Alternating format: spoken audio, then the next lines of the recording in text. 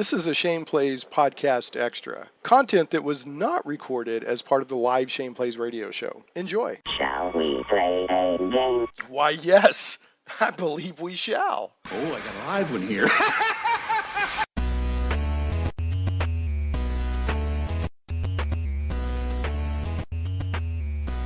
This is part 2 of a 2-part interview with Dr. Randy Duncan, who's a professor, a scholar, and the author of The Power of Comics.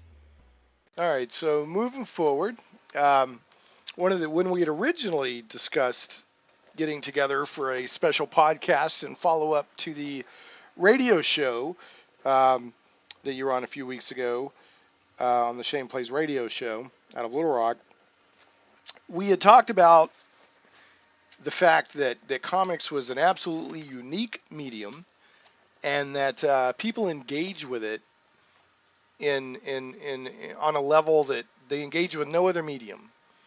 Right. As much as people love books and movies and TV and songs or music and all that, there's something about comic books that's unique. So much so, and I'm going to use an anecdote here to just kind of explain the nature of people's engagement with comic books.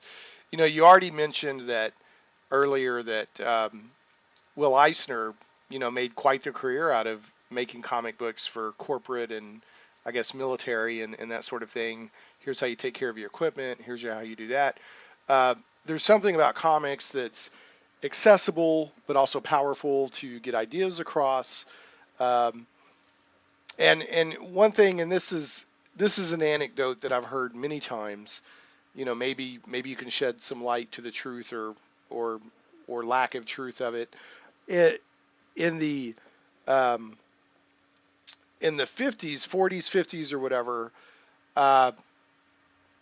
like communist agents, if you will, and this is going to sound very paranoid, but this is not where I'm going.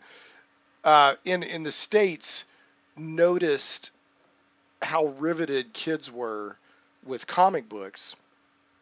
So they used the medium, they took it back to their countries and used it as a training medium for their own people to spread their own propaganda. Mm-hmm. The supreme leader is great. Here's a comic book about the supreme leader. So have you ever heard any stories along those lines? I've seen that kind of story a couple of times. Have you ever run across anything like that? I think that there's some truth to that, probably. Yeah. So it's just a very powerful. It's just a very powerful medium. And we've used comics for propaganda a good bit. There were lots of Cold War comics. Right. The CIA has created comics to try to influence populations in other countries one way or the other. Right. So it's just, and in no point, I guess whether the anecdote I gave is 100% true or not, it represents the fact that, people have come to the conclusion that the comic books are a very powerful medium.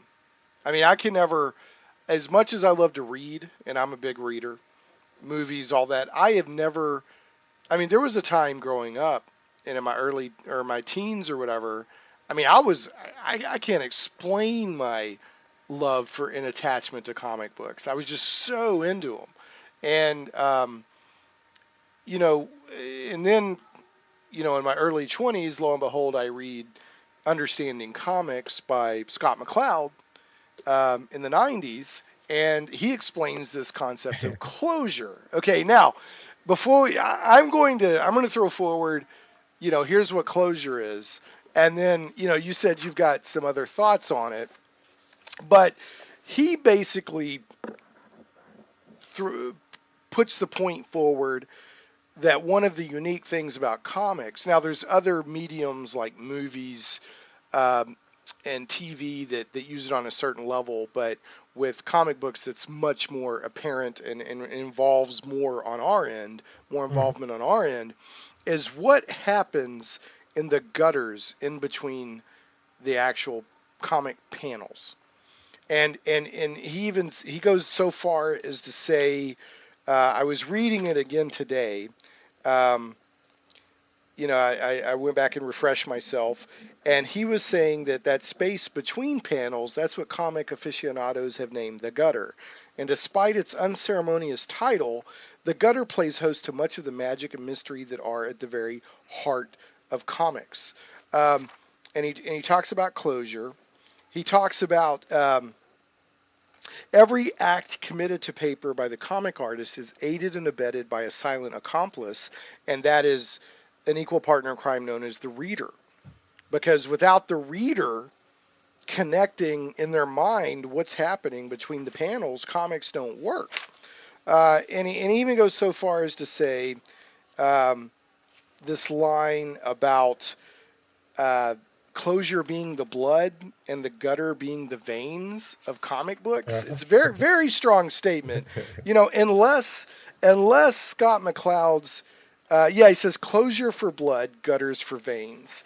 So unless his uh, opinion has changed, he's convinced, and he in turn convinced me that it's closure, which is the thing about comic books as a medium that's so uniquely engaging. Now, and just for anybody Well, who's listening, I'll try to give an example, and then I'll let you, throw your thoughts in there.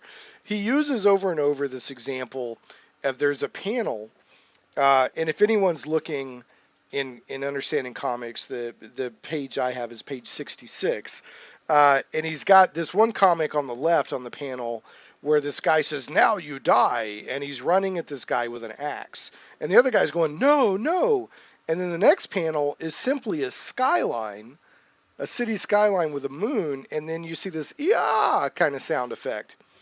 Now he goes on to say that it's you, the reader, that that fills in what happened, who got hurt, what happened, did the guy that's getting chased get hit with the axe? If so, where did he get hit? Did he die?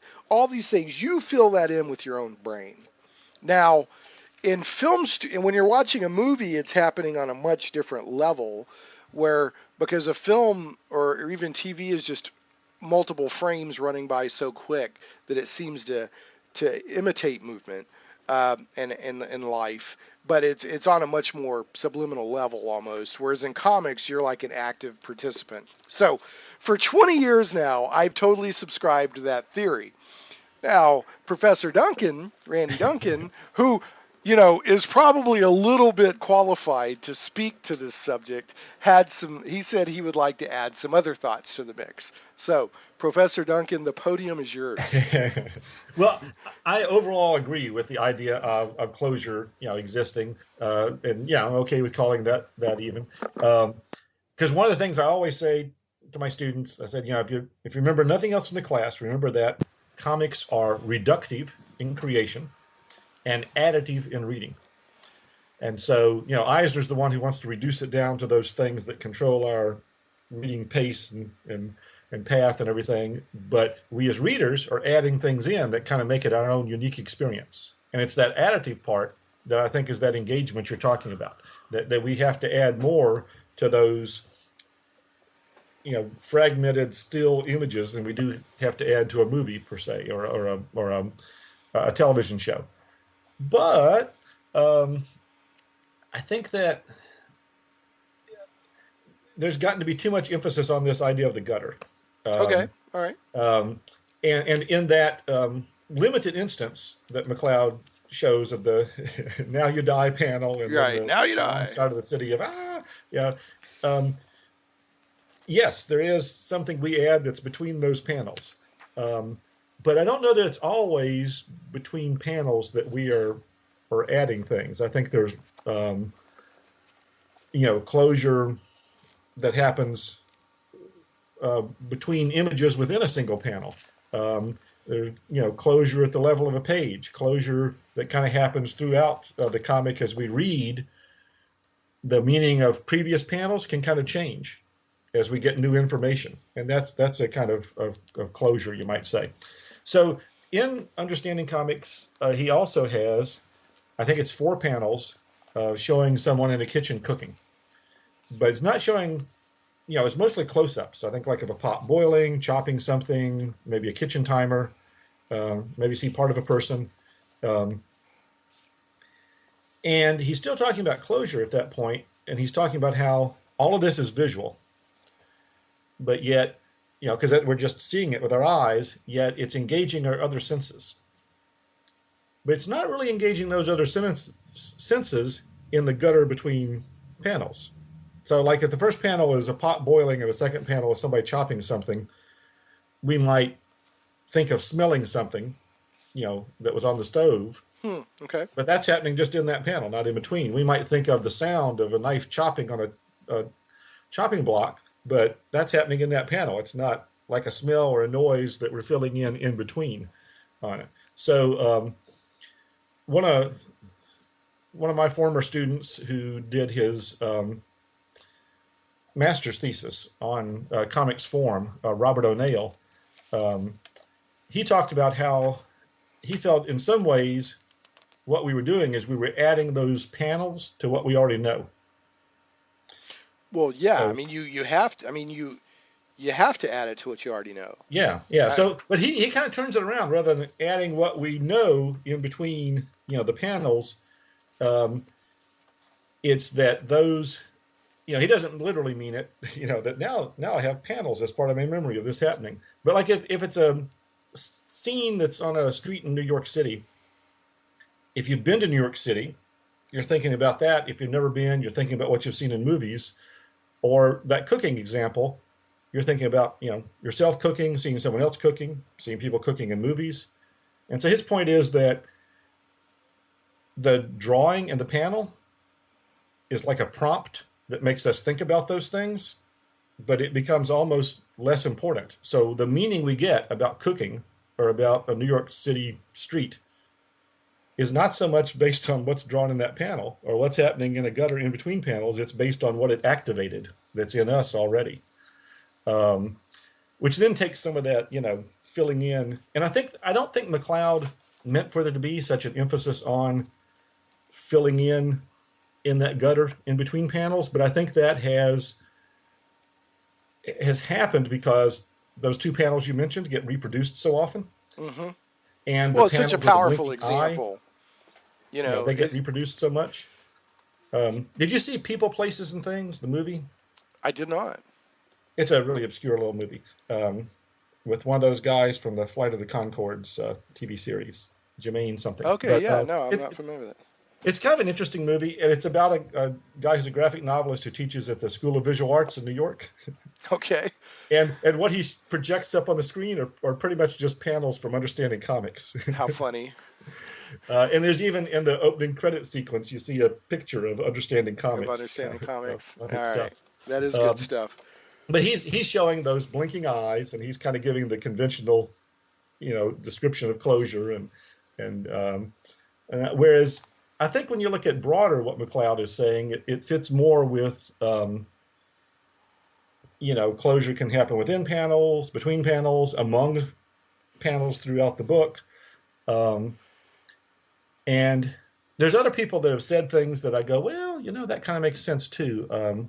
Neil Cohn, who he comes at comics from the field of neuroscience, and he's actually doing studies, sometimes. Well, and that fascinates me because once I read about closure and talking about that we engage with comics like no other medium, I often think about, because, they can monitor the brain and say, when so-and-so is doing this, what parts of his brain are firing? Right. And I would love to know, like, okay, if Shane's watching a movie, or if Shane's reading a book, or if Shane's reading a comic book, what's firing in his brain?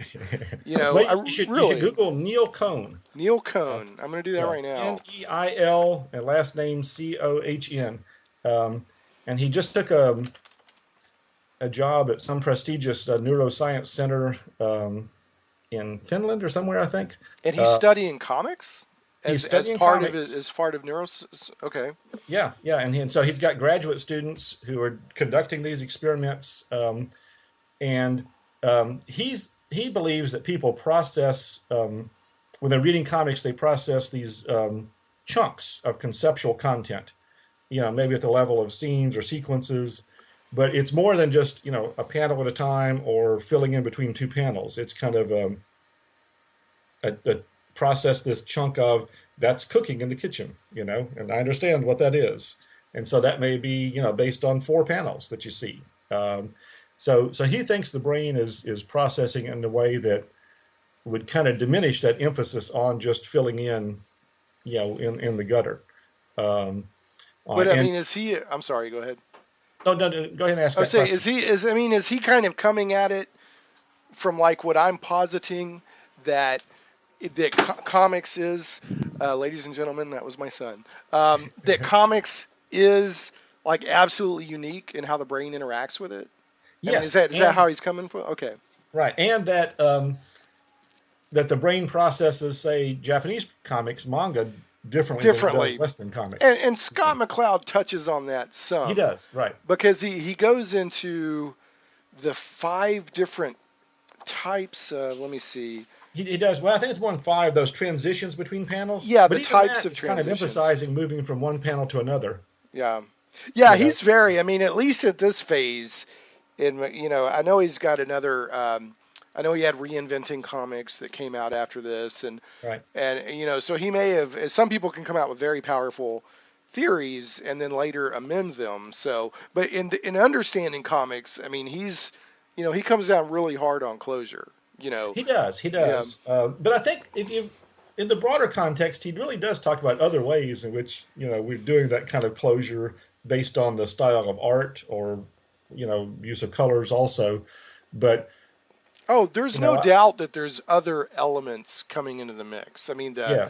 And the way that the compositions of the of angles and how the eyes being leaded and how many panels are on the page and the right. colors that are being used, the sound effects, uh, all of that. There's no doubt that that all figures into it. I guess I'm just trying to get to the. I do feel that there would be one underlying thing that really makes it the biggie, and Yeah, the is word I use for that, though, is inference. Because I've inference. started to think of it more in terms of, because when we're talking about closure, we're making an inference about what happened with that Right. axe Absolutely. swinging, right? Yeah. Absolutely. Um, and we're having to make all kinds of inferences that really engage us with the comic. Like, I talk about functions of images. We have to know, do I take that image literally? Is that a visual metaphor? Is that, somehow a commentary on the story rather than a part of the story? And so it's important to make those inferences to even understand how the image functions in a particular panel. And then um, relationships between panels on a page and inferences about creative choices of, whoa, that's an odd way to lay out a page, Right. which usually means you should think about, why is it laid out that way? Who was the What's that supposed guy to tell us? that did Nick Fury, Agent of Shield? Who was that Jim guy? Steranko. Man, he had some crazy page layouts that He were did. really, He yeah, did. that were really impactful. So, Yeah, and for a guy who didn't work in the industry very long, he had a lot of impact, and that's yeah, partly because he was bringing, you know, a design aesthetic and some pop culture, pop art kinds of things to right, it. right. Uh, Yeah, I mean, he came in without the baggage, if you will, of how a comic book is quote unquote right. supposed to be laid Yeah. out, right? So, um, well, that's this Neil Cohn. I definitely want to research it because it sounds like he's honing in on something that I mean that's really getting to the bottom of what we're talking about that fascinates me. What makes it? Because um, even when like I've always loved the comic strips in the paper, and now pretty much Hmm. online. There's something unique about that. That's just a smaller version of the larger comic book art form medium, um, and I just feel there's something uniquely powerful about it. He Um, says it's a unique visual language, and yeah, I'm not going to try to get into his whole system for that because it's pretty complex. But he diagrams like a comic strip, like yep, just a simple Peanuts comic strip, right, the way you would do a diagram a deep structure of a sentence if you were in an advanced grammar class. right, And he says it's not a language per se. It doesn't have equal linguistic right. structures, but it has its own visual structure. Interesting. So, um, and I wonder even if manga or manga, however people say it, has has different cultural background in how the story is told, and maybe the style of the art. Uh, I wonder if that would the same visual language carry from Western to Eastern background. Has he? Do you know if he's gotten into any of that, No, or is he? he definitely studies that, and he says there are variations in it. You know, there's some things obviously they're the same, but it's there are definite differences to it. And he's got oh, what's one of his books called? The visual. Well, there was one out recently. It's called the Visual Language Reader, I think, that is taking some older essays and essays from people in lots of different fields that kind of deal with this and collecting them together. But um, his previous book also, I think, has visual language in the title of it. But his website has tons of his articles available online. Um, Okay. so it's you know you'd be amazed. He's one of the smartest folks I know. He presented at the Comics Arts Conference a good while back now when he was an undergraduate, and and he's presented there a number of times, and it just kind of always blows me away how he continues, progressing these ideas and Interesting. recruiting graduate students who are now becoming part of this research team that's building this data on how we process and make sense of comics. So is he is he being trying to think of the right way to put this. Is he being neutral in I just want to understand what comics are, or is he coming at it from an angle of like I also want to learn this visual language so then that we can create comics to achieve certain goals? I think both. I mean, I think Okay. mostly the former. Mostly as a he is an academic, and uh, we often get detached from real world applications of things unless we get a government contract, and they. But Right. he is the kind of guy that if the CIA wanted to know how to make better comics They would go to to him. influence people, Yeah. he'd be the guy to go to. Okay. So here's So I another. hope I got you some Oh, go ahead. work there, Neil. If yeah. Yeah, yeah, got you some work there. Yeah, he's secretly a spy. Uh, yeah. Okay, so here's another. Okay, we've talked about closure. I think basically my takeaway from this part of the discussion is that what your brain and your background, your personality, all these things that make you who you are, facilitated by your brain, fills in between the panels. I mean, I think that's still valid to talk about closure. Yeah, I think Yeah, that I don't think it always happens. I don't think we fill in between every panel, but I think definitely it happens some. But I just think there's so many other kinds of right, inferences we do that that term inference is more useful to me than closure, because closure has become this narrow sort of thing. right. Well, You it's know, so it's both and not either or. Both closure right, and right. these other It's right. things are It's both. happening. It Yeah. would be, I'd be fascinated, and maybe Neil Cohn is getting this to because like if somebody said, okay, what's I would say, well, 75% of it is in the gutter, and then 25% of it is this and that and the other. And I'm just kind of starting to process this stuff in my brain. Um, what makes it so unique, and what makes it such a continuing. Would we say comics are they an American art form now, like jazz? I mean, what are we Well, saying? they didn't start in America, Yeah. so I don't think we can claim them. But Okay. Well, did we we? kind of have, and actually the French claimed them for us first. Scholars Okay. like Maurice Horn, you know, Okay. said, yeah, starting with the Yellow Kid and those comic strips, they created a new art form. But if you Okay. look back, you know, to the Middle Ages, even when people are, hand drawing a series of pictures to tell things, and and Right. then Well, I mean, particularly you when the can go back printing to the press came higher. along, we got broadsheets where they could churn those out, and it became a mass medium. Well, Uh, we could also. I mean, well, you could go back to the hieroglyphics. Somebody, right, right, well, I right. guess what I'm talking about is the.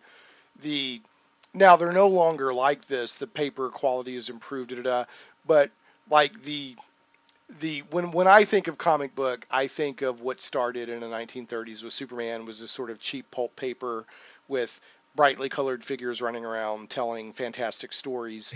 Would you say that's kind of uniquely American? I would say that the superhero genre is Yeah. probably uniquely American. I mean, obviously, tales of Hercules and in ancient Right. Greece are somewhat analogous, but when you combine those tales with the comics art form, Right. um, I think something different happened. Um, Probably with Action number one. I mean, comic scholars like to get into these arguments about, oh, was he the first superhero? But when you get down to it, he's the first superhero that mattered. That's kind of what I'm angling Yeah, at. I because mean, you people can, weren't yeah, copying the Phantom. You could say the Phantom was earlier, but he's not the one that created an everybody American copied. comic book Yeah. industry. Yeah, I'm thinking of the 22-page comic that's stapled 3 pages in the middle, or stapled with 3 staples in the middle, and it has a cover on it, and it goes on the newsstands. That's kind of what I'm Yeah, thinking yeah, of. yeah. Even And though, but yeah, you can point to all these other examples. right.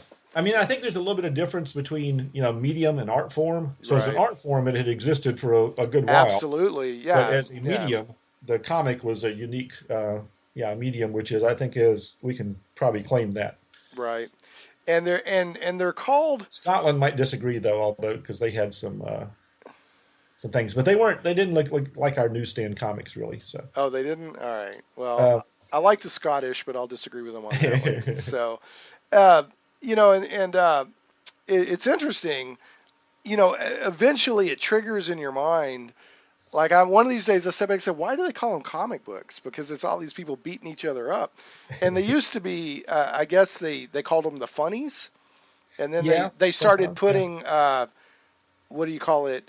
Collected editions of the funny papers out and they became right. quote unquote because like when Action Comics #1 came out, was there not like comic books quote unquote before that, but all they were like the funny paper comics. That's the way they had started in Yeah. earlier in the 30s. Okay. And even before that, there were collections of like the Yellow Kid and Buster Brown and some of those Okay. popular comics. They didn't look like the modern comic books. They were kind of landscape format Hmm. almost, and with like cardboard covers. But gradually, what happened is people like Major Wheeler Nicholson, who had been a pulp writer, got into publishing comics, and he realized, you have to pay a good bit of money to do reprints of these comic strips. Right. It'd be cheaper just to hire some hungry young kids to make Right. original stuff. To crank cheap stuff out. Yeah. Yeah, yeah. And so some of the people that he had doing that, two of the guys he had doing that were Siegel and Schuster, who Oh, what did did I some say? Did things I like say Slam Simon? Bradley. And, I said Simon and Schuster earlier. Yeah, Siegel and oh Schuster. yeah, yeah. I Yeah. do that sometimes too because of the publisher, Simon and Yeah, Schuster. exactly. Yeah, yeah, yeah. Let's give them their proper credit where Yeah, yeah. credit's Because Joe due. Simon, along with Jack Kirby, Yeah. created Captain America. Yeah.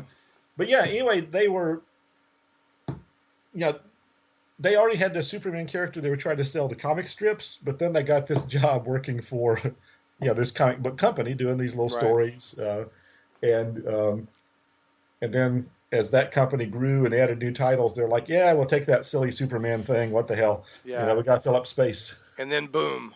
Yeah. So yeah, yeah, boom. Wow. But yeah, it kind of they grew out of the comic strips most directly, but they kind of grew out of the pulps because a lot of the publishers were people who also published pulp magazines, and they continue to do that simultaneously, and sometimes also publish, the men's magazines, Hmm. and the people who worked in creating the comics might have also worked in illustrating, those other magazines because sometimes it was in the same building. Um, and so some of the money and some of the talent as far as artists and writers had come from the pulps, Right. and the format had And come and the from and the reprinting comic pulps strips. and the pulp came from the paper it was printed on, right? It was like Right? yeah, Yeah, the yeah, cheap yeah, paper. Yeah, cheap. I used to, and I know we're going off on a tangent, but I mean, I guess a good discussion should really, if people are just chewing the yeah, fat on a good subject. I used to really get annoyed by, and I still think that comic books are overpriced. I think that they're pricing themselves out of a certain readership, but that's a topic for another time. Um, it used to be like, we're printing this new comic on this high stock paper, da da da, I'd be like, I don't want it. Just give me, Right. I'm Yeah. fine. Give me, and I'll pay you 60 cents and I'm done. But I'll tell you, I find old issues of comic books now, and that the artwork it's all fading. It It's is. it It is. is. So So I'm more of a believer in the higher stock now. yeah, that Baxter paper was better Yeah, than we realized. Yeah. yeah. Because I used to be like, this is just a gimmick to get more money out of me, Well, and it was at the time, at but the time. But now, I mean, really, I found some beloved. I'll cruise the 25-cent box or whatever, and I found some stuff. I'm like, this is one of my favorite issues that I ever read, and I open it up. I'm like, man, this is really fading. This is not good. yeah, So, yeah, yeah, which is another reason why I'm a big fan of trade paperbacks reissuing right. stuff. So, um, Although I'm often critical of the way they recolor the yeah, stuff they reprint, yeah. because it seems, garish and computer artificial, Well, compared to the way it originally looked. I mean, it may look fine if you'd seen it that way first, but right, but if when you they remembered redo it it, looked a different way to begin with, then yeah. it's like, yeah, Well, I'll tell you, here's a major pet peeve I have as a comic book reader and a comic book lover. I cannot stand when they publish these collected editions that are black and white and they're supposed to be in color. oh, I yeah. I hate that because color is one of the art forms that's on the It page. is. It's And so important to, yeah. yo, it's just, and I And I understand you bought get some of those essentials because I think, well, it's cheaper and I'm getting a lot of story, but it yeah. is so unsatisfying. Oh man, yeah. I mean, there's some comics work fine black and white, Yeah. but the majority of them don't. I mean, they were a very colorful. It's a very colorful medium. I Hmm. had Mitch and Betty Brightweiser on the show Oh, over yeah. the summer. And she's a She is one of color. the best colorists Yeah, around. And she's that, great. yeah. We had a discussion about how important color is to the medium, and psychologically speaking, and just for how it looks, and it can help tell the story. There's so much to the color. I guess that would fill in with, what makes comics unique as a medium. Even though, I mean, color, like in TV shows and movies, they use color certain ways for certain effects, but. Yeah, I can't stand it when something that's supposed to be in color is black and white. So Yeah, it yeah. makes me want to And go jump off a bridge. I find I have two different standards for mainstream comics and alternative comics because alternative comics, most of them are going to be black and white. A lot of them Right, are, and and sometimes I go, well, obviously you're not much of an artist and you're right. doing the best you can, but it works to tell your story, and I'm interested in the story. But yet, even a good mainstream superhero story, if the art's not good, Right. or even if I don't like the colorist, it really kind of Well, ruins you it for me. expect more because it's on a different level. You're like, Yeah, yeah, when and it's I and that's buy, part of it. I mean, the look is right. is part Yeah. of it. I mean, Well, I don't mind. I mean, a black and white, if it's meant to be black and white from the beginning, I don't mind. In fact, the Batman black and white stuff they've done for years is some of my favorite stuff out there. I can't stand it when it was done in color to begin with, and then they reprint it right, in black and and they, white. They were doing that with Swamp Thing in the '90s, and I was like, ah. But yeah, it was just driving me yeah. nuts. But But some of the, I mean, you probably remember some of the magazines, the Warren and the Marvel yeah, magazines that were black and white, and that was just gorgeous artwork yeah, oh because it was yeah, done to be in black and white. yeah, and you could totally do that. I mean, black and white is fine because you're telling your story from the beginning, you know, using black and white and shades of gray. So, I think that's fine. In fact, there's some black and white stuff I think it would ruin it to put color in it. So, Yeah, yeah. just I depends. found that some artists whose work I don't really care for that much, I have seen in galleries. I've seen their original artwork without the color, Yep. and I go, "Oh, wow, Yeah, it looks really good. yeah, Yeah. that guy's really good." I mean, Yeah. turns out I Yeah. was a bad colorist. Yeah. Yeah. And yeah, exactly. Yeah. Well, and there's I was going to ask you your opinion on this, and then we can wrap on this. I really appreciate your time. You've given me quite a bit of it. Um, what is your opinion? They reprinted The Killing Joke by Alan Moore and Brian Right. Bolland, and I guess when they printed it the first time in the '80s, um, they didn't give the colorist the notes on how it was supposed to be colored. So the Hmm. colorist colored it in a very traditional way. Like, and evidently Brian Bolin was really upset about that. So when Right. they reprinted it, in trade paper, or not trade paperback, but they reissued it years later. They changed, they went back and recolored it. And do you have do you I didn't buy it. I flipped through it one time, yeah, but you talking about the recolored version, yeah, or yeah, okay, because I'm sure you're familiar with the story itself, right? right, yeah. Yeah. Mhm. I gotta say, and I am pro colorist. I think that coloring in comic books is as important as the artist and the writer and all that. Uh, but I gotta admit, when I read it, and Brian Bolin, he really kind of, is kind of rude to the guy in his forward. Yeah, He's like, "Oh, he did an okay job." He really kind of, you know, damned him with faint praise, if you will. I don't think it was that much greater with the coloring. I think the coloring when it came out in the '80s is fine, I guess is what I'm saying. So I just didn't know if you had an yeah. opinion on Well, that. I'm okay with those, Yeah, director's cut kind of things about yeah, where, this is the way I'd like it to, but yeah. Well, like, but with movies, I still kind of want my Blade Runner with voiceover narration. Thank you yeah, very because much. that was how it was originally, Yeah, that's done. how I experienced it. Yeah, So exactly. Yeah. Uh, let's see. Yeah, I'm looking at his forward right now. Let me see if I can find it. Yeah, he was really kind of. I was like, man, he's kind of being a jerk here. Well, let me see if I can find this real quick. Oh, I don't. Maybe it's in the afterward. Uh, I but guess if yeah, you've got a vision of how you thought it was going to be and it turned out different, as an artist, yeah. you're upset about that. But it's like, I guess my point is, and this is going way inside baseball, uh, is that dude. All right, and I like Brian Bolin. I think he's amazing. He's one of my favorite comic book artists. But if the colorist didn't know what your vision was, don't publicly Right. rake him over the Yeah. coals, I Yeah. guess is my point, right? He did his best. He was given it and he colored it. And I remember reading it in the '80s. Everybody was totally blown away by it, right? Nobody was like, "Oh, the coloring seems off somehow." You Yeah, know what I looked just mean? fine So, to us. Yeah. yeah, I was just seeing if you had an opinion on that. It sounds like you're like, whatever. So I'll take the original. So anyway, well, any closing thoughts on anything we've talked about? Any comics you want to recommend out there right now, or just anything you want to kind of finish on? No, other than just it was great fun, and I'd say as far as comics, I'm looking forward to Marvel Comics getting back to real stories, because I'm on I subscribe to Marvel Unlimited, and Okay. I'm reading 6 months behind, and so Yep. now I'm still on Battle World. Yeah. Uh, Well, I'll tell you. Okay. So, and all I'm not right. reading most of those because I'm like, how much of that's going to really matter? So, Well, so I'll I'm just kind tell of you. waiting for them to reboot, start back.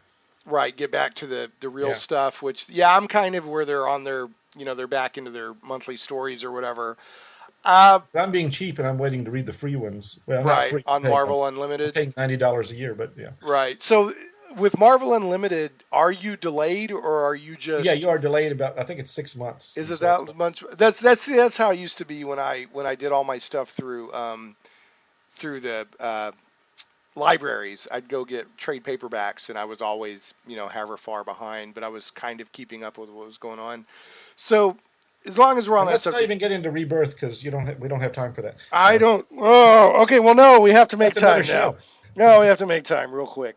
Uh, Goodness gracious. Okay, so here's my take since Okay. this came up on Secret Wars. It was a heck of a lot better than Convergence because Convergence from DC was terrible. It was terrible. There was a few good issues here and there on when they did all these 2 issue miniseries of all these classic characters from all these different timelines and Yeah. universes mixed in there with some pretty good stuff. Especially, I'm thinking off the top of my head, I really liked what they did with Shazam. That was, I don't know if you read that, but the I didn't read that Shazam, one. I didn't read too many of them. I did yeah, it based on, well, I like those characters, and so I'll see dude, what they do with, I the bought, Charlton characters meet. Now I can't remember who they, I was don't, it the Legion, I think? man, Yeah, they had because everybody meeting everybody, and I'm a Legion fan and I'm a big fan of the Charlton action heroes, and so I'm like, yeah, oh, Charlton action heroes meet the Legion. yeah. Yeah, So it was pretty mediocre.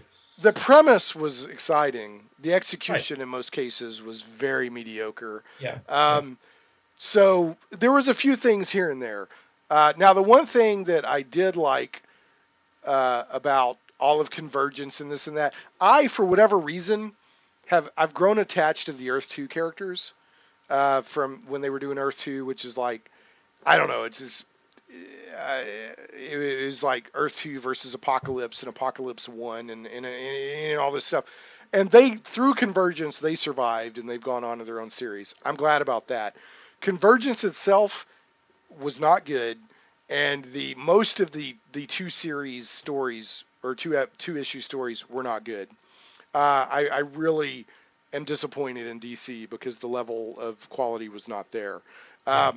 And they moved to, dude, does it not? It bothers me on a fundamental level, like all is not right with the world. The DC Comics is in California now. That does not seem right at all. It doesn't seem right at all. But anyway, that's life. Okay, so I mean, it would be worse if Marvel moved because the Marvel universe is in New York. In New York. Well, I think growing up on superhero comics, it all happened in New York. Especially in Marvel, right? Yeah. It happened in Metropolis, New York City, and Gotham. That's where it all happens. So, in fact, my perception of New York City will be forever influenced by reading Marvel comics in the 80s. That's New York City to me. All right. So, I said all that about Convergence to say Secret Wars is really good compared to Convergence. Okay. I said all that to set that up. As a story of how they did Secret Wars and how it unfolded and Battle World and all that stuff, much more interesting to me and well done than Convergence. Did they have to do it? No. Okay, that's really all I got to say on that. Okay, but I'm not sure what we get out of it, except I think Weird World still exists. Yeah, something, and we got Miles Morales. Yeah, Miles Morales is in the Weird World, right? And I think Miles Morales is a great character. Oh yeah, right. So I'm glad of that. But overall, it was your typical gimmicky summer event stuff that I, as much as I love Crisis on Infinite Earths, I wish they'd have never done it because it kicked off this yearly thing of stuff. You know what I mean? So of these variable quality summer crossover events. Anyway, I'm not even going to go into that rant right now. Okay, but I love Crisis on Infinite Earths. I love it. If they were all on that level, where if there's just been one of them. Just one of them. Yeah, one crisis, not an infinite crisis, infinite crises or whatever.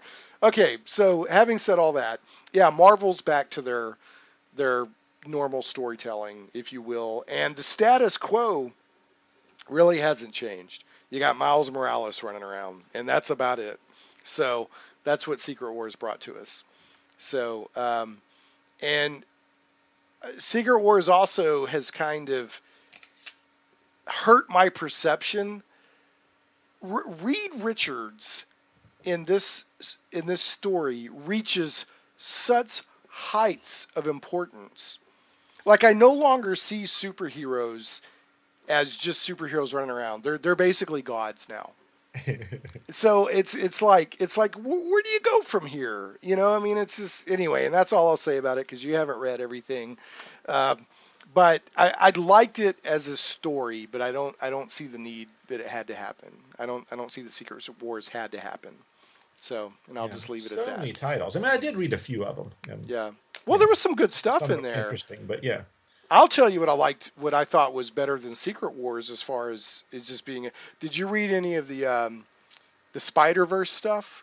No, I didn't. That was, I thought this was going to be a cheesy gimmick, and I really enjoyed it. They did some. Okay, that's what I thought too. It was going to be No, they did some really clever stuff in. Well, I like Spider-Verse. Dan Slott's writing.